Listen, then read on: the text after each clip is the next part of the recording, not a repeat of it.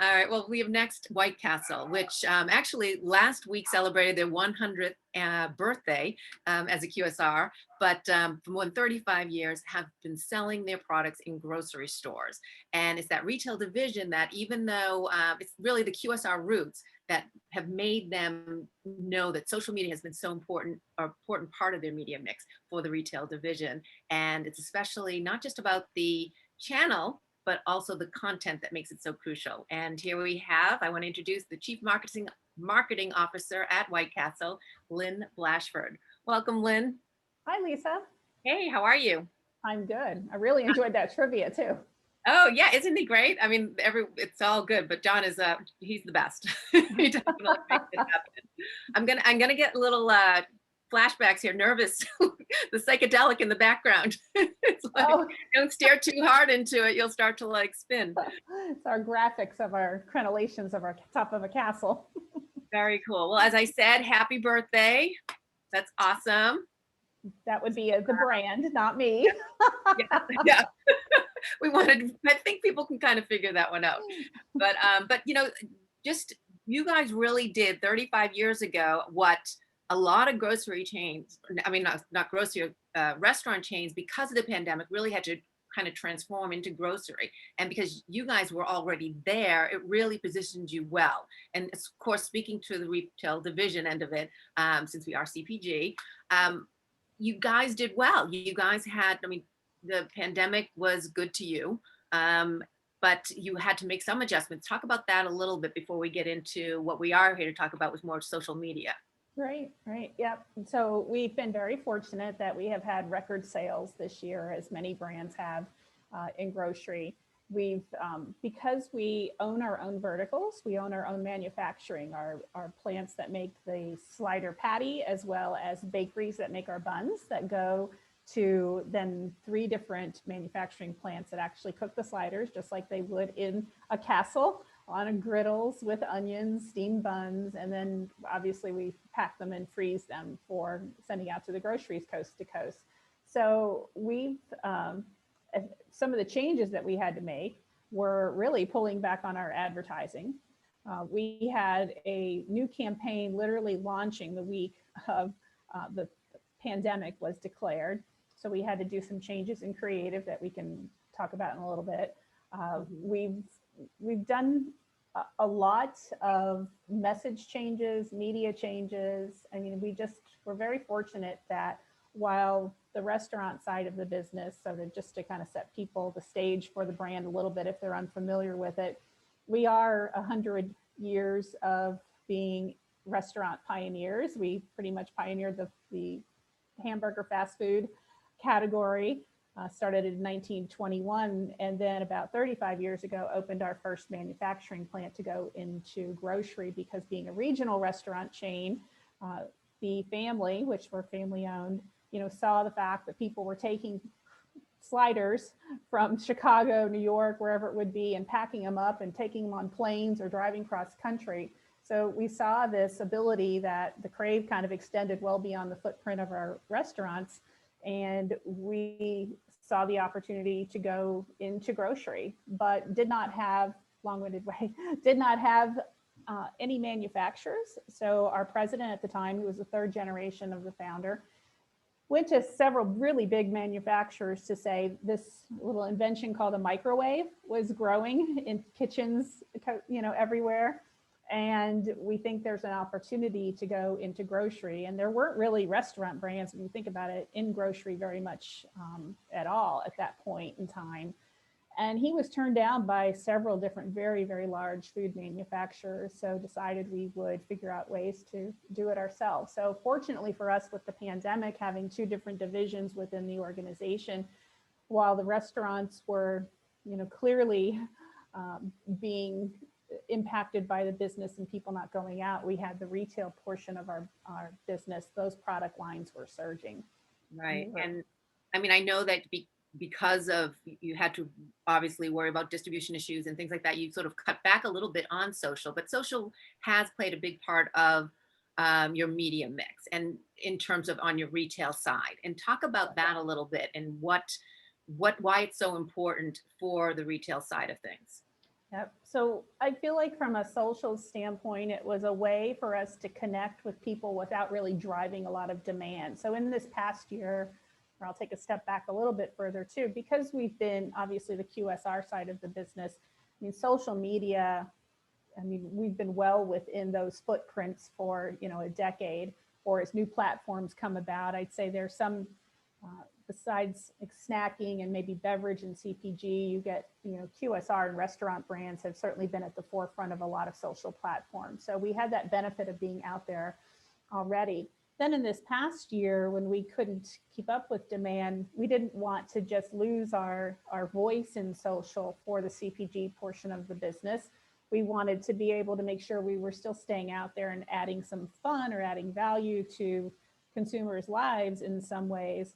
And so we were connecting with cravers in a way that between seriousness to fun to recipes to many different content, it allowed us to kind of stay out there and just remain connected without really using it as a demand driver. Well, and we have a couple of slides. One is the party with White Castle. So tell us a little bit about that one. Sure. So after some of the seriousness, our brand is a fun brand, so we needed to add a little levity.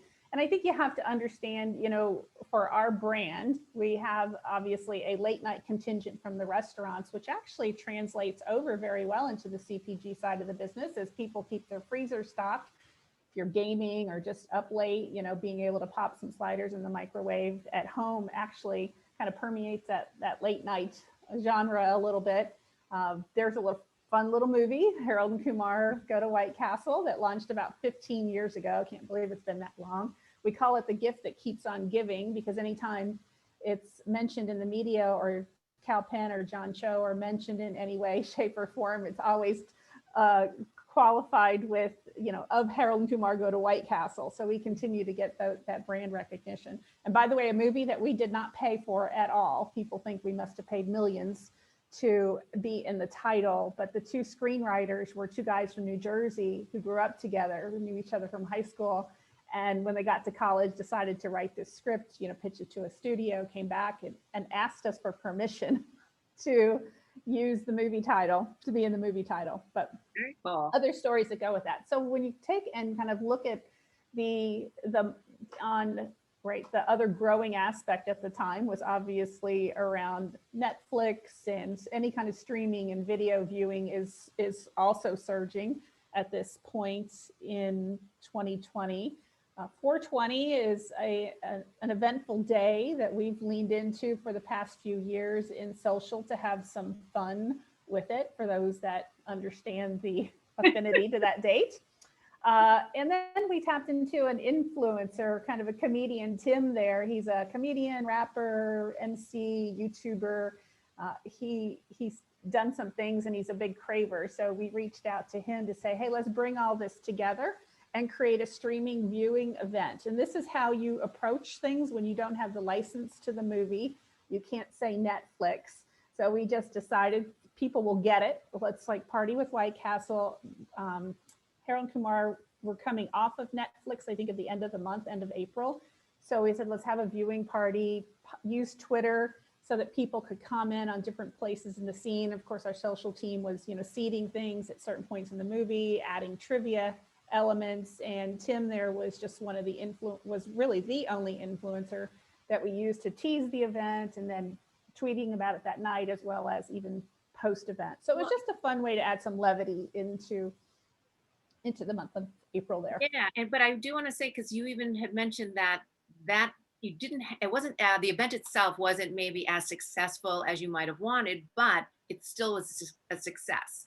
And so people need to realize, like, what you have to leverage a lot in order to, you pull into all the elements of the campaign. Right. And so it may not be that one particular event, but, your influencer, and, talk about that and how you can make it work for you, even if it's not, maybe you get the kind of press that you're looking for. Yep, that's a good point, because a lot of people will look at this, well, if we're going to do a streaming event, are we going to attract tens of thousands of people? How many people can we get there? And what is going to be that benchmark for success? And because we'd not done this before, sometimes you do a little, you experiment, you take risks, and you learn. because there wasn't as much investment, you know, the agencies are already under retainer, so the creative is already part of what they're doing. Tim there had a small fee that I would say was very reasonable as the only influencer that we used. And other than that, it was just through social, you know, putting some of our paid dollars behind it to get people to join us that night. So you get a lot of really rich engagement. The other thing that you can do is you can use links within the social media to send people to sign up for our email, or if we wanted to do a click to card program to make it more of a shoppable event, we could do that. So there's different ways you can leverage it that extend it really beyond the fact that like, oh, well, you only got, you know, 5,000 people to view that night. But I think the value can go beyond that. Right. And now also just talking about influencers, because you do work with them quite a bit. What what do you look for? What's the criteria? And for anyone just starting out trying to figure out what, you know, who should they bring into their brand? Right. Give them what type of recommendations? We've used influencers in different ways over the years. So there's aggregator influencer groups out there that you can go to the platform and tell them what you're looking for in certain kinds of profiles. There's true influencers who we already know and have accumulated a list through our agency partner who monitors our social media that says, okay, we know these are people who've already talked about us, so they're true cravers, and we can reach out to them. And we've created our own list of some of them obviously are paid. So we use kind of some micro influencers too. We've not gone down the path of anybody who's got the millions. I think the most when we talk about the Coolio campaign, you know, he's at like a 500,000, you know, Yeah, I think we've got 500,000. Coolio slide for that as We well. have like about 500,000 followers. Coolio, cooking with Coolio.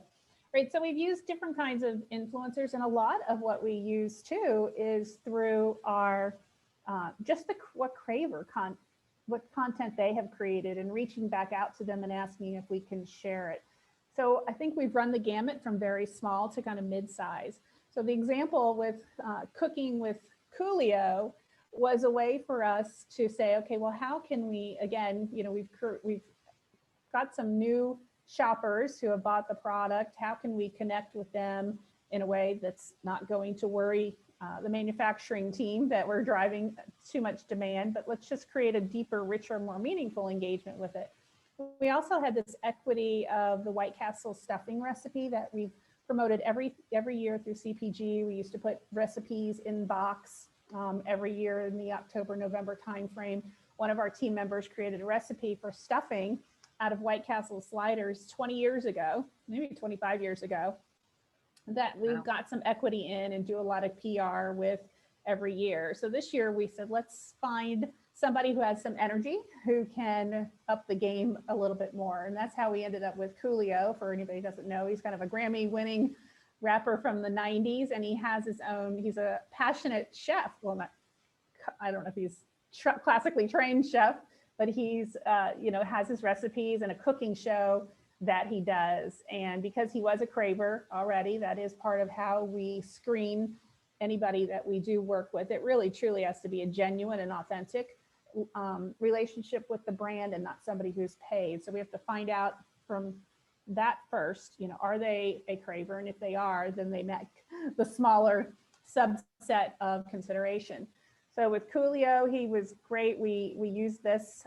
It was like a 6-minute segment that he produced himself, right? Because we couldn't have people there. And, you know, we teased it, we shared it, we used his social platforms too. So everything that he's out there on, we did a little bit of a slider takeover for one of the days. And then we even extended it beyond, kind of when you look at Black Friday and the day after Thanksgiving, we did a fun little, you know,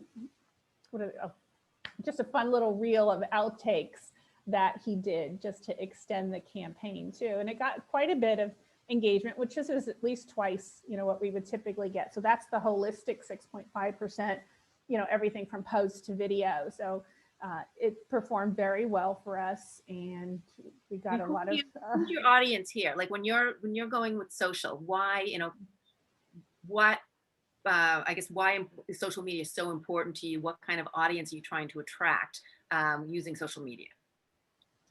So it depends on the platform. It depends on the message. In this instance, we could reach out to people who shows affinity towards cooking, looking for new things. At this point, boy, your inner Julia Child has definitely had a wear out by the time the holidays came about. So people really are looking for fun, simple ways to add some variety to their meal.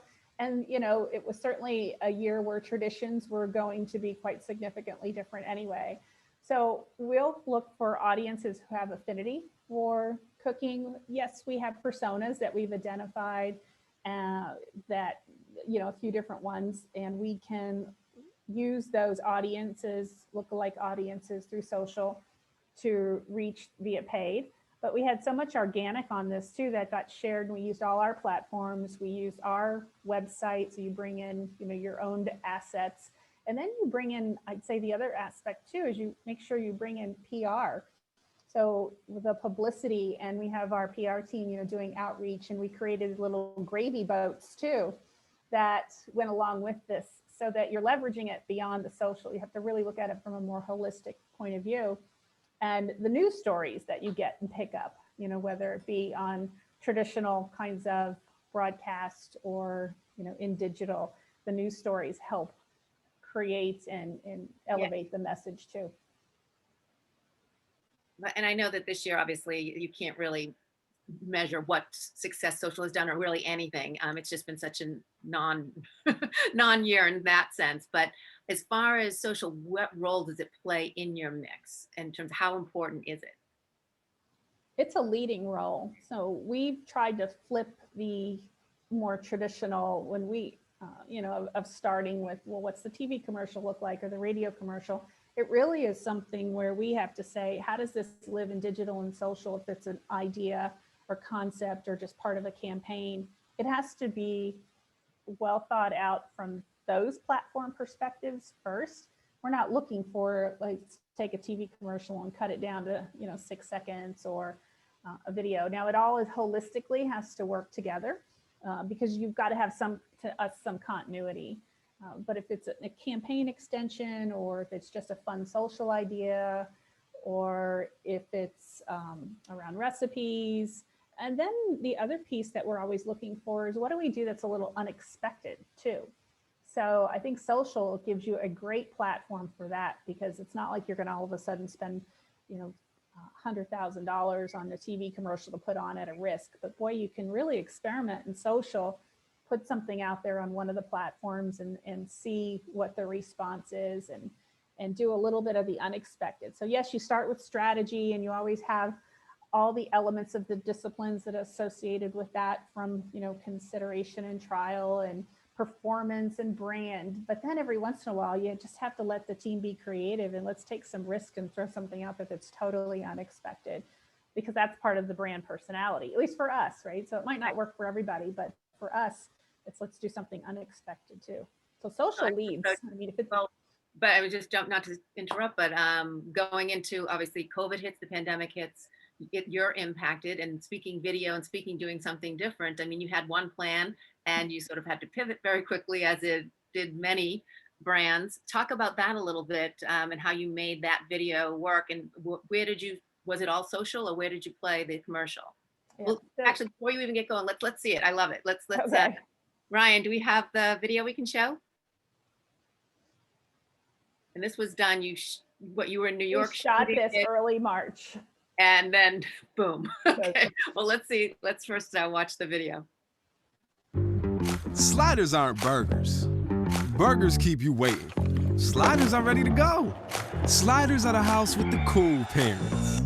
Burgers are solo. Sliders come in pairs. Sliders go where burgers can.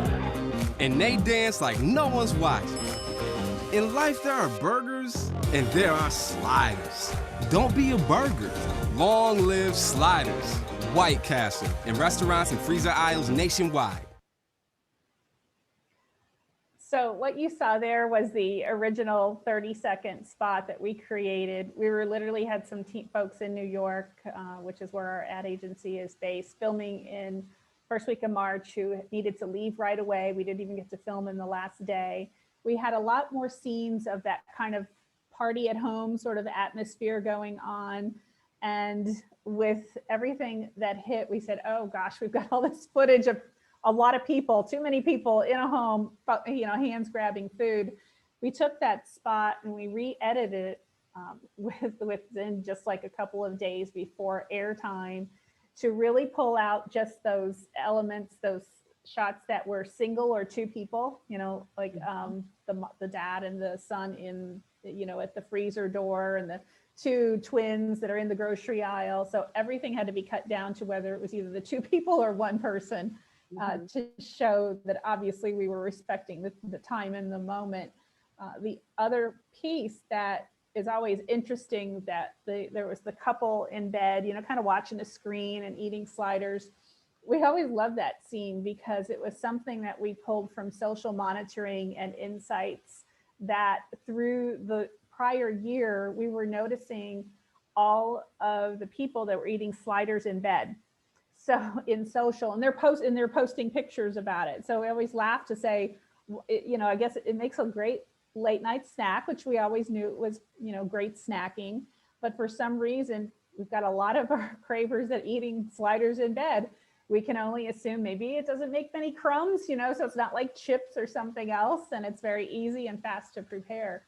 So we took that social monitoring insight and made it part, wove that into the narrative for the creative.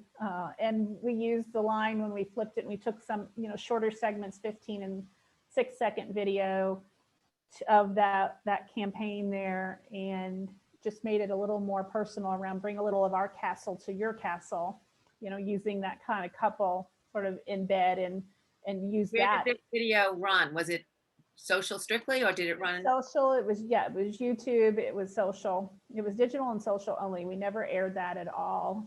Bring a little of our castle to your castle. So we had to, trim a lot of the media budget and kind of dial back on the campaign launch. And actually this year is we're kind of reinvesting in the Long Live Sliders launch campaign. Well, and I know, and obviously that was a quick pivot. And another thing you guys did very different. This was a year of a lot of turmoil and a lot of social unrest, and you guys felt that you could speak openly. You were able to sort of voice your opinions. You mentioned to me you found your voice. White Castle did. Talk about that a little bit. Yep. This year was profound to us as an organization. We have a lot of restaurants that are in urban areas and cities where we have been for generations. We have a very diverse team member workforce for us. That's very dominated by female. It's very diverse ethnically. And when the Black Lives Matter movement started, it hit us to our core, right? So we're family owned in the leadership of the company. And it was something that we said, we can't not say anything. It just goes against our company values, our family values in such a way that hurts. And we felt by putting some social media comments out there, and we did it organically. We were not looking to push this out through paid. We did it organically in a way that we felt it was an expression of the brand, but the time this past summer allowed us to sort of flex a little bit more about the brand than just being around promotional messages and sliders. It was more about who we are. And it was a moment that actually our customers and our team members, just felt so much pride in, and it resonates back to, being a best place to work when people feel good about where they work and the brand expression in social. And that was only in social. It meant a lot to us. It meant a lot to our team members, to the communities where we do business. And we also know that there was risk that came along with that, but we said, that's fine because it's in our voice. We felt like really at the time, consumers were kind of opening the doors for brands to be more expressive in this manner in social. And we thought that was a great moment for us to be able to really step through that door. And we've not stopped. So the percentage of the kind of posts and content that we've created around the brand and the family and what things mean to us, like tripled from the prior year.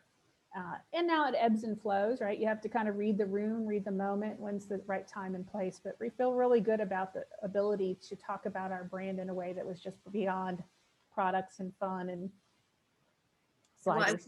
I want to sort of go back to the reading the room, but first, I just want to show some of your campaigns that you did, hashtag campaigns, and we have thankful moments, crave hashtag crave the good. I think we have a slide for that.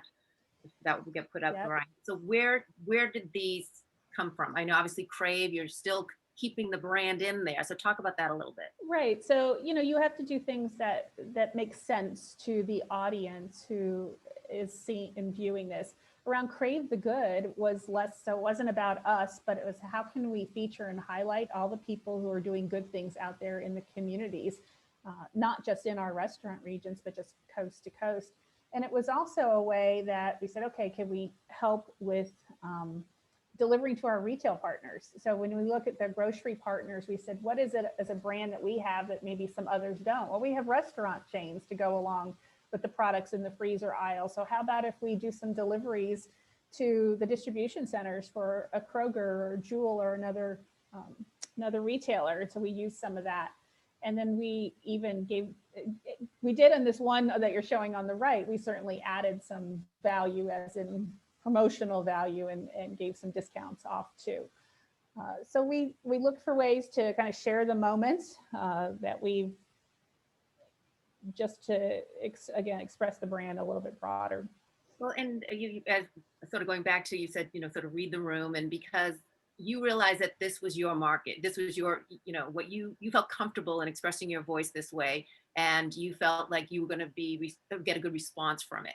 But this, you don't know. I mean, you can say one thing and you're going to offend these people, and you say another thing and then someone else is going to be offended. And that's something that brands have to always keep in mind when they are doing something more political, let's say. Yes. How do you read the room? What is the important thing?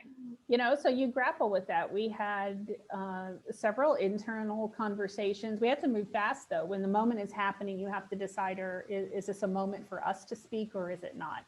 And out of the gate, you're realistically there could be risks, right? So somebody could go down a path of boycotting you. I mean, it could go that extreme.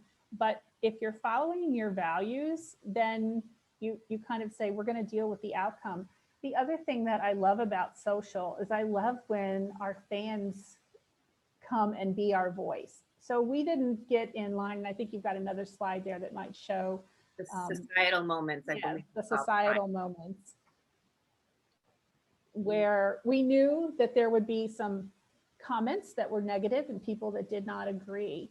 When it came to the Supreme Court ruling, for example, of transgender and rights in the workplace, as well as Black Lives Matter, that when your fans stand up for you. So we knew we made the decision, this is not going to be a debate. Like, we're not going to get out there and start debating and having a conversation about it in social. This is just our stance.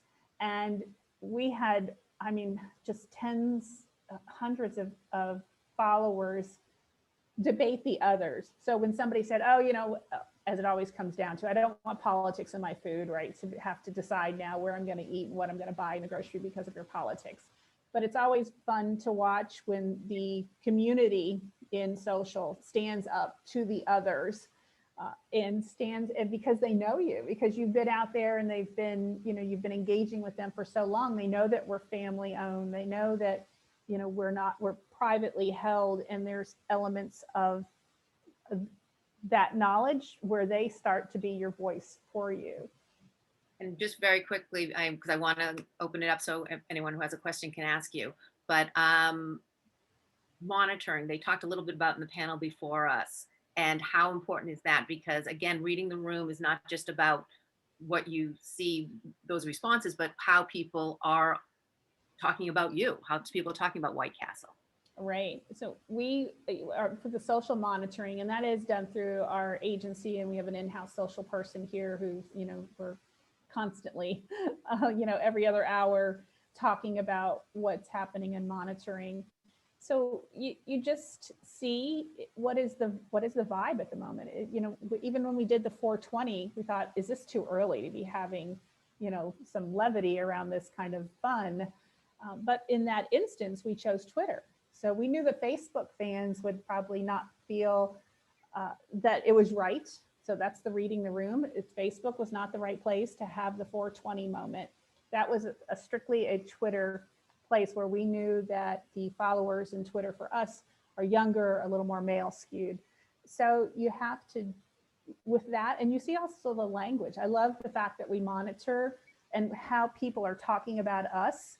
And then you use that in your content, what they're calling you, the attributes that they're talking about when they describe you, what are they saying and the words that they use and the vocabulary that they have, because that to me is also about your culture. The culture of the brand is the kind of the cult-like aspect of it, is having special language and special words that you use about the experience and the products. As you say, keeping it authentic.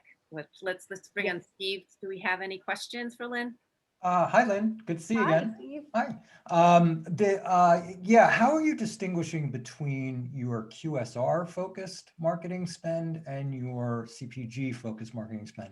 Is this just one big pile that grows the brand and drives behaviors in one way or the other? Or do you really have to distinguish between where you're really focusing on a CPG aimed grocery behavior or a QSR behavior? Right. We start with the brand first, always the brand first, because that aspect of who we are is, I think, part of your personality, part of the tone and the voice that you're going to use. So that establishes the brand. And we'll talk about this as a brand moment, or is this then something that we're going to be strictly on the retail product side, talk about, or the restaurant side? We do have budgets for both that are separate because they are in our organization, 2 separate divisions and 2 separate P&Ls, but we blend the marketing budget because if there's a moment that we're going to talk about the Cravers Hall of Fame or March Madness that's coming up, right, about we'll look for ways that say, what's the brand convergence first? What's the unifying message? And then there are certainly aspects that have some separateness to them. Is CPG a customer acquisition tool for QSR or vice versa? We have a good amount of crossover shoppers and restaurant users. But if you think about our restaurant footprint, it is far smaller than the opportunity that is in grocery. So we see the CPG side of the business as actually the bigger opportunity for growth. The restaurant consumer, carries that crave with them. So we leverage that love that they have.